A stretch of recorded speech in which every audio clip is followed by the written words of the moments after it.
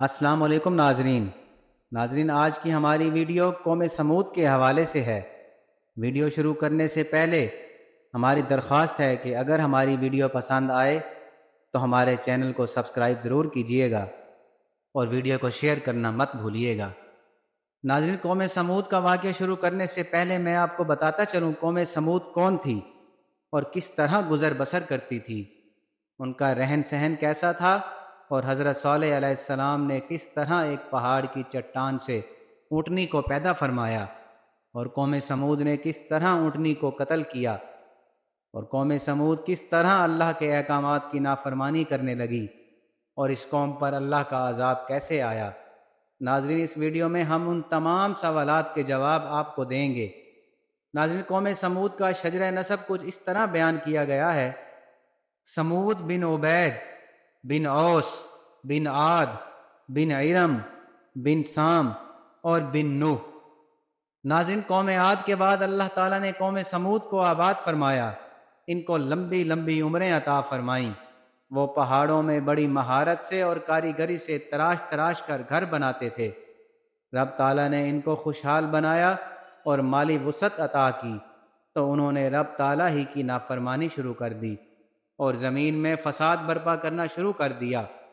ناظرین، قوم سمود کے حوالے سے یہ کہا گیا ہے کہ قوم سمود کو موت کے وقت کوئی تکلیف نہیں ہوتی تھی، بس سیدھے لیٹ جاتے تھے، ٹانگیں سیدھی کرتے تھے اور روح پرواز ہو جاتی تھی۔ اللہ تعالیٰ نے ان کی طرف حضرت صالح علیہ السلام کو بھیجا، جو ان کے قبیلہ کے اشراف یعنی سردار قبیلہ تھے۔ آپ علیہ السلام نے انہیں اللہ کے عذاب سے ڈرایا، لیکن وہ نہیں ڈرے اور اللہ کی نافرمانی کرتے رہے۔ گاؤں میں سمود نے حضرت صالح علیہ السلام سے کہا، اگر آپ سچے ہیں تو ہمیں اللہ کی کوئی نشانی دکھائیں۔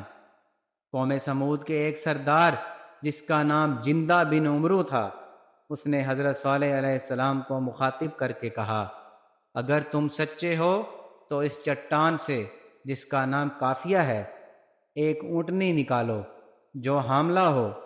اگر آپ نے ایسا کر دیا تو ہم اللہ پر ایمان لے آئیں گے اور اللہ کی فرما برداری شروع کر دیں گے۔ حضرت صالح علیہ السلام نے ان سے کہا کہ اگر میں ایسا کر دوں تو کیا تم سب ایمان لاؤ گے؟ ان سب نے کہا، جی ہاں، ہم ضرور ایمان لے آئیں گے۔ تو آپ علیہ السلام نے نوافل ادا کیے اور رب تعالیٰ سے دعا کی، اور اللہ تعالیٰ نے آپ کی دعا کو قبولیت بخشی۔ قوم سمود کے لوگ یہ دیکھ رہے تھے کہ چٹان کی کیفیت بالکل ویسے ہو گئی تھی جیسے ایک جانور کی پیدائش کے وقت ہوتی ہے، یعنی درد کی وجہ سے کراہنا اور اضطراب کی کیفیت، یہاں تک کہ ان کے سامنے وہ چٹان پھٹی اور اس سے حاملہ اونٹنی پیدا ہوئی جس کے جسم پر اون تھی اور پیٹ بڑا تھا۔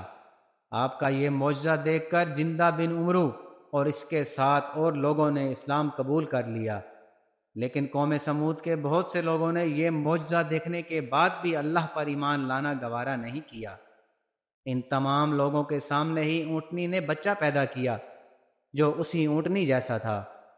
حضرت صالح علیہ السلام نے اللہ کے حکم سے فرمایا کہ ایک دن پانی پینے کی باری اونٹنی کی ہوگی اور ایک دن تمہاری اور تمہارے جانوروں اور باقی جنگلی جانوروں اور پرندوں وغیرہ کی ہوگی۔ وہ اونٹنی اتنا زیادہ دودھ دیتی تھی کہ لوگ اس دودھ کو پیتے تھے اور اپنے برتنوں میں بھر کر اپنے گھر لے جاتے تھے۔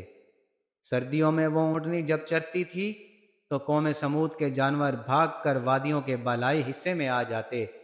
ان لوگوں کو اس صورتحال سے بہت مشکل درپیش آ رہی تھی، تاہم انہوں نے اس اونٹنی کو اپنے راہ سے ہٹانے کا فیصلہ کر لیا کہ اس اونٹنی کو مار دیا جائے تاکہ ہمیں اس سے نجات حاصل ہو۔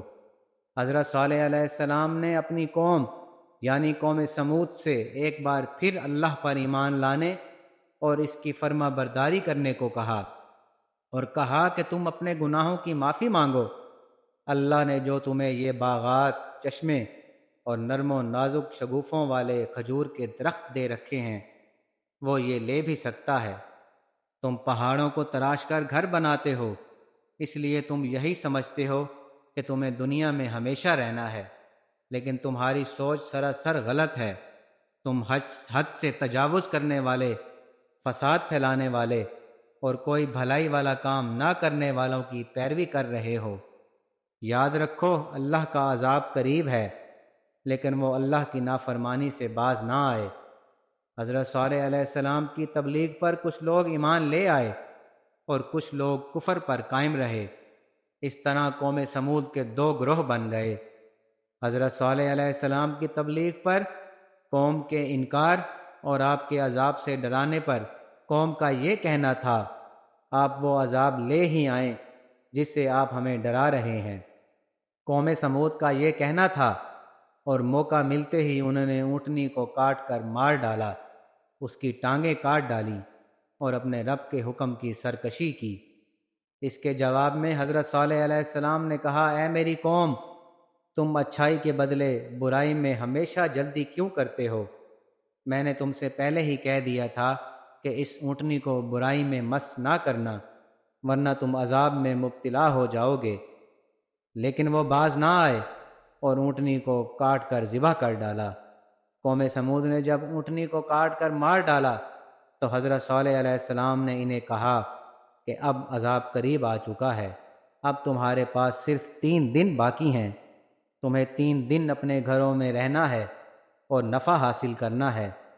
چوتھے دن تم عذاب میں مبتلا ہو جاؤ گے۔ سب سے پہلے تمہارے چہرے زرد رنگ کے ہو جائیں گے، دوسرے دن ان کا رنگ سرخ ہو جائے گا، اور تیسرے دن آپ کے چہرے سیاہ ہو جائیں گے، اور چوتھے دن تم پر عذاب الہی نازل ہو جائے گا۔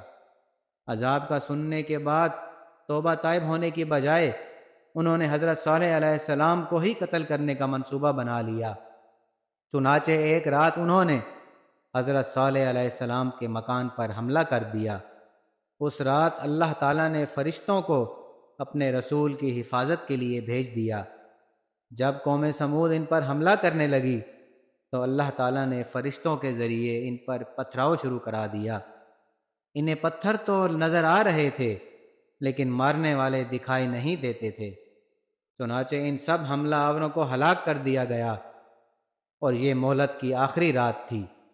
بس قوم سمود پر اللہ کا عذاب یعنی شدید زلزلہ آ چکا تھا، اور آسمانوں کا عذاب یعنی سخت بجلی کی کڑک تھی، جس کی وجہ سے انہیں تباہ و برباد کر دیا گیا۔ اور اللہ کی قدرت دیکھو کہ ایک ہی ملک میں، ایک ہی علاقہ میں کفار کو زلزلہ اور ہولناک کڑک سے تباہ و برباد کر دیا، لیکن اپنے نبی اور ان کے ساتھ ایمان لانے والوں کو ذرا تکلیف نہ ہونے دی۔ کفار کو ذلیل و خوار کر دیا اور ان کو رسوا ہونا پڑا، لیکن ایمان لانے والوں کو اس ہولناک تباہی سے بچا لیا گیا۔ بے شک جو اللہ پر ایمان لائے انہیں اللہ کی رحمت ہی ملتی ہے۔